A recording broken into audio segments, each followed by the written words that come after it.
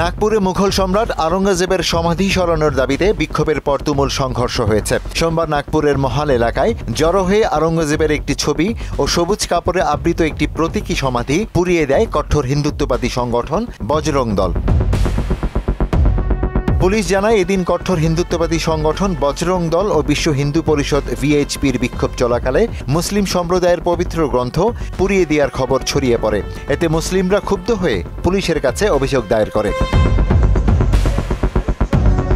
ওই ঘটনাকে কেন্দ্র করে নাগপুরের গণেশপেট, মহাল ও গান্ধীবাগ এলাকায় পাথর ছোড়াছুড়ি ও অগ্নিসংযোগের ঘটনা ঘটে। সংঘর্ষে 3 পুলিশ কর্মকর্তা সহ অন্তত 30 জন আহত হয়েছেন। জনতাকে ছত্রভঙ্গ করতে লাঠিচার্জ ও টিয়ার গ্যাস ছোড়ে পুলিশ। পরিস্থিতি সামাল দিতে কোতওয়ালি, গণেশপেট তহসিল, লাকরগঞ্জ, পাঁচপাউলি, শান্তিনগর, সাক্কারদারা, নন্দনবান ও কপিলনগর থানা এলাকায় কারফিউ জারি করা হয়েছে। 6 মুঘল সম্রাটের মধ্যে আওরঙ্গজেব ছিলেন সর্বশেষ সম্রাট, যার সমাধি আওরঙ্গাবাদে অবস্থিত। দীর্ঘদিন ধরেই তার সমাধি সরানোর দাবি করে আসছে বিজেপি নেতাসহ উগ্র হিন্দুত্ববাদী কিছু গোষ্ঠী। ইশতিয়াক হোসেন, মোহনা ডিজিটাল।